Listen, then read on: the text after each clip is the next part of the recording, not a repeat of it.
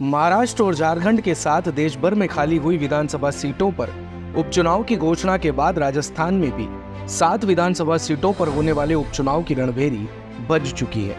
वैसे तो प्रदेश में अभी तक उपचुनाव में कांग्रेस का पलड़ा ही भारी रहा है, लेकिन हरियाणा चुनाव के परिणाम से पहले तक बीजेपी की राह मुश्किल थी। लेकिन हरियाणा में जीत के बाद अब राजस्थान में भी पार्टी का आत्मविश्वास बढ़ा हुआ नजर आ रहा है। इसका ताजा उदाहरण प्रत्याशी चयन की प्रक्रिया को ही ले लीजिए, जिसमें बीजेपी अन्य सभी पार्टियों से आगे चल रही है।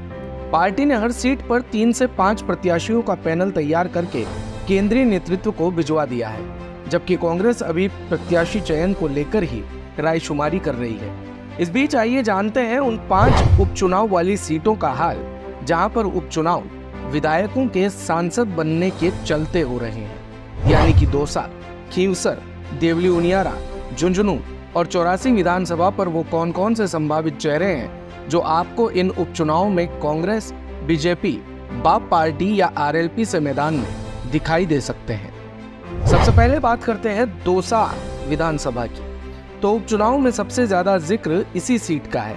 हाल ही में दौसा संसदीय क्षेत्र से कांग्रेस के मुरारी लाल मीणा सांसद बने हैं। यहाँ बीजेपी विधानसभा उपचुनाव में अपनी खोई हुई साख हासिल करने की कोशिश करेगी, जबकि कांग्रेस अपने राजनीतिक वर्चस्व को कायम रखने की कोशिश में होगी। अगर बीजेपी के संभावित उम्मीदवारों की यहाँ बात करें तो शंकरलाल शर्मा के जरिए बीजेपी दौसा सीट पर एक बार फिर ब्राह्मण चेहरे पर दांव खेल सकती है। ब्राह्मण बीजेपी का कोर वोट बैंक माना जाता है और इस सीट पर ब्राह्मण वोटरों की संख्या भी काफी है। यही फैक्टर 2023 में प्रत्याशी रहे पूर्व विधायक शंकरलाल शर्मा के पक्ष में नजर आ रहे हैं। दूसरे संभावित प्रत्याशी हैं जगमोहन मीणा। कद्दावर नेता और मंत्री डॉक्टर किरोड़ी लाल मीणा के भाई जगमोहन मीणा भी संभावित प्रत्याशियों में शामिल है। किरोड़ी ने लोकसभा चुनाव में भी अपने भाई के लिए टिकट मांगा था। इस सीट पर एसटी वोटर भी निर्णायक भूमिका में है। बात अगर तीसरे उम्मीदवार की करें तो उसके लिए है नंदलाल बंशीवाल। अगर बीजेपी ब्राह्मण और एसटी की बजाय इस सीट पर एससी वाला दांव खेलती है तो पूर्व विधायक नंदलाल बंशीवाल का नंबर भी लग सकता है। इसके बाद अगर कांग्रेस के संभावित उम्मीदवारों की बात करें तो इसमें सविता या निहारिका मीणा, यानी कि कांग्रेस इस सीट पर मुरारी लाल मीणा की पत्नी सविता या बेटी निहारिका मीणा के नाम पर भी विचार कर रही है। जीआर खटाणा। सचिन पायलट के करीबी और पूर्व विधायक जीआर खटाणा भी दौसा से चुनाव लड़ सकते हैं। हालांकि इसको लेकर अंतिम फैसला पार्टी स्तर पर किया जाएगा। नरेश मीणा। कांग्रेस में राजस्थान यूनिवर्सिटी के महासचिव रहे नरेश मीणा भी प्रमुख दावेदारों में से एक है। विधानसभा चुनाव में नरेश ने 12 जिले की छपरा सीट से निर्दलीय चुनाव लड़कर 44,000 वोट हासिल किए थे। सचिन पायलट कैंप से नजदीकी की वजह से नरेश का नाम दौसा से एक बार फिर चर्चा में है। अगर दौसा से टिकट नहीं मिलता है तो नरेश मीणा को देवली उनियारा सीट पर भी शिफ्ट किया जा सकता है। संदीप शर्मा। युवा नेता संदीप शर्मा भी टिकट दावेदारों में से एक है। ब्राह्मण चेहरे के तौर पर कांग्रेस उन पर दांव खेल सकती है, लेकिन इसकी संभावना थोड़ी कम ही दिखाई देती है। बात अगर झुंझुनू विधानसभा सीट की करें तो इस सीट को कांग्रेस की परंपरागत सीट माना जाता है। इस सीट पर पिछले 4 चुनाव में कांग्रेस जीतती आई है। झुंझुनू लोकसभा सीट से जीतकर कांग्रेस के विधायक ब्रजेंद्र ओला संसद पहुंच चुके हैं। उपचुनाव में कांग्रेस अपने मजबूत किले को बचाने के लिए एक बार फिर ओला परिवार से टिकट दे सकती है। वहीं बीजेपी पिछले लोकसभा चुनाव में हुई गलती को भी सुधार सकती है। अगर बात बीजेपी के संभावित उम्मीदवारों की करें तो इसमें बबलू चौधरी, जो कि पिछले चुनाव में बीजेपी से प्रत्याशी भी थे, हालांकि वो हार गए थे, लेकिन इस बार भी बबलू चौधरी संभावित उम्मीदवारों में शामिल है। राजेंद्र बांबू। बीजेपी यहाँ से राजेंद्र बांबू को भी प्रत्याशी बना सकती है। बांबू ने पिछले चुनाव में भी टिकट मांगा था। टिकट नहीं मिलने पर वो निर्दलीय लड़े थे। उन्होंने 42,000 से ज्यादा वोट हासिल किए थे। वहीं बीजेपी प्रत्याशी को 57,000 वोट मिले थे। इन दो नामों के अलावा यहाँ पार्टी बनवारी लाल सैनी को भी माली वोट बैंक साधने के दृष्टिकोण से उतार सकती है। अब बात अगर कांग्रेस के संभावित उम्मीदवारों की करें तो सबसे पहले इसमें है ओला परिवार, यानी झुंझुनू से विधायक रहे ब्रजेंद्र ओला के सांसद बनने के बाद खाली होने पर इस सीट से ओला परिवार के ही 3 दावेदार माने जा रहे हैं, जिसमें ब्रजेंद्र ओला की पत्नी और पूर्व जिला प्रमुख राजबाला ओला, सांसद पुत्र अमित ओला दावेदारी कर रहे हैं। ओला के पुत्र वधु आकांक्षा ओला का नाम भी दावेदारों में है। दिनेश सुंडा। झुंझुनू के जिला अध्यक्ष दिनेश सुंडा भी यहाँ पर दावेदारी कर रहे हैं। कांग्रेस का ओला विरोधी गुट भी सुंडा के नाम को आगे बढ़ा रहा है। तीसरी विधानसभा सीट है देवली उनियारा। टोंक जिले के देवली उनियारा विधानसभा सीट में सचिन पायलट के करीबी हरीश मीणा लगातार दूसरी बार विधायक चुने गए थे। कांग्रेस ने उन्हें लोकसभा चुनाव में टोंक सवाई माधोपुर से मैदान में उतारा, जहां उन्होंने 2 बार के भाजपा सांसद सुखबीर सिंह जौनपुरिया को हरा दिया। अगर बात यहां पर बीजेपी के संभावित उम्मीदवारों की करें तो इसमें राजेंद्र गुर्जर का नाम सबसे ऊपर है। संभावित उम्मीदवारों में पूर्व विधायक राजेंद्र गुर्जर प्रबल है। 2013 से 18 के बीच वो यहाँ पर विधायक रह चुके हैं। पिछले विधानसभा चुनाव में भी उन्होंने टिकट मांगा था, लेकिन पार्टी ने कर्नल किरोड़ी सिंह बैंसला के बेटे विजय बैंसला को टिकट दे दिया था। दूसरा नाम विजय बैंसला का। वे पिछला चुनाव 19,000 वोट से हार गए थे, जबकि उनकी जगह पार्टी उनकी बहन सुनीता बैंसला को भी टिकट देने पर विचार कर रही है। प्रभुलाल सैनी।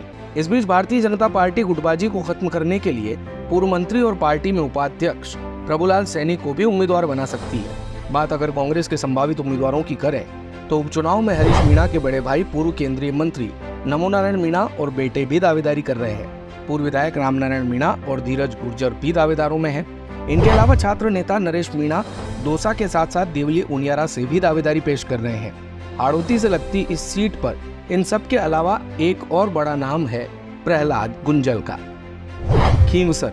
नागौर जिले की खींवसर विधानसभा सीट के उपचुनाव की सबसे ज्यादा चर्चा है। यहाँ पर मुकाबला त्रिकोणीय हो सकता है। अभी तक कांग्रेस ने यहाँ आरएलपी से गठबंधन के कोई संकेत नहीं दिए हैं। ये सीट खींवसर विधायक हनुमान बेनीवाल के सांसद बनने के बाद खाली हुई थी। बीजेपी के संभावित उम्मीदवारों की बात करें तो इसमें रेवंत राम डांगा सबसे ऊपर है। उपचुनाव में भाजपा से रेवंत राम डांगा का नाम इसलिए भी आगे है क्योंकि वो 2023 की विधानसभा चुनाव में बेनीवाल से जबरदस्त टक्कर लड़े थे और मात्र 2069 वोटों से हार गए थे। खींवसर में उपचुनाव के लिए दूसरा नाम बीजेपी उपाध्यक्ष डॉक्टर ज्योति मिर्धा का भी है। ज्योति लोकसभा चुनाव में हार गई थी। वे खींवसर विधानसभा में हनुमान बेनीवाल से 7,000 वोटों से पीछे रही। तीसरा नाम है हापूराम चौधरी। डॉक्टर हापूराम चौधरी संभावित उम्मीदवारों में शामिल है जो लंबे समय से पार्टी से टिकट की दावेदारी पेश कर रहे हैं। इनके अलावा कांग्रेस के संभावित उम्मीदवारों की बात करें तो इसमें राघवेंद्र मिर्धा जो पार्टी में प्रदेश सचिव है, कांग्रेस के पूर्व मंत्री और नागौर विधायक हरेंद्र मिर्धा के बेटे हैं। वहीं कांग्रेस के कद्दावर नेता रामनिवास मिर्धा के पोते हैं। दूसरा नाम है बिंदु चौधरी का। अगर राघवेंद्र के नाम पर सहमति नहीं बनती है तो पूर्व जिला प्रमुख बिंदु चौधरी को पार्टी प्रत्याशी बना सकती है। बिंदु चौधरी बीजेपी छोड़कर कांग्रेस में शामिल हुई थी। अगर बात आरएलपी के संभावित उम्मीदवारों की करें तो राष्ट्रीय लोकतांत्रिक पार्टी से हनुमान बेनीवाल अपनी पत्नी कनिका बेनीवाल को उम्मीदवार बना सकते हैं। इसके अलावा 2019 की तरह हनुमान एक बार फिर अपने भाई पूर्व विधायक नारायण बेनीवाल को भी मौका दे सकते हैं।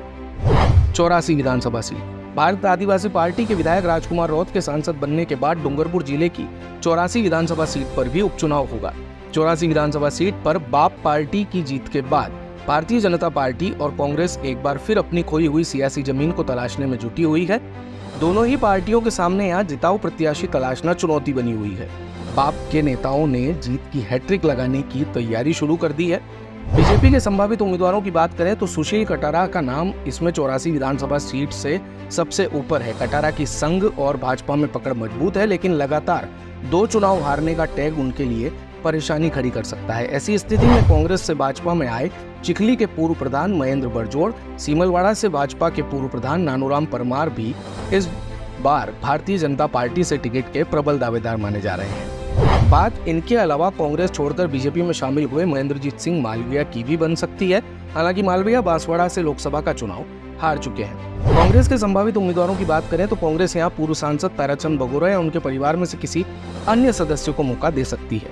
बगोरा परिवार 84 विधानसभा क्षेत्र में मजबूत पकड़ रखता है। ऐसे में अगर ताराचंद किसी कारण से चुनाव नहीं लड़ते हैं तो कांग्रेस उनके भतीजे रूपचंद बगोरा या बेटे महेंद्र बगोरा को उम्मीदवार बना सकती है। बात अगर बीएपी के संभावित उम्मीदवारों की करें तो भारत आदिवासी पार्टी पोपटलाल खोखरिया को उम्मीदवार बनाने पर मंथन कर रही है। राजकुमार रौत के बाद खोखरिया 84 क्षेत्र में सबसे ज्यादा सक्रिय नेताओं में से एक हैं। उनकी पत्नी ज्योति पंचायत समिति की प्रधान है। इसके साथ ही आदिवासियों में भी खोखरिया की मजबूत पकड़ है। अगर उन्हें किसी कारण टिकट नहीं मिलता है तो चिखली क्षेत्र से अनिल और दिनेश को भी पार्टी मौका दे सकती है। तो आज आपने जाना समीकरण सियासी दलों का 5 सीटों को लेकर। कल बताएंगे आपको उम्मीदवार सलूम्बर और रामगढ़ विधानसभा के। देखते रहिए भारत कवरेज। दिन भर की सारी अपडेट्स के लिए सब्सक्राइब करें भारत कवरेज को और हाँ, बेल आइकन दबाना ना भूलें ताकि आप रहें अपडेटेड हमेशा।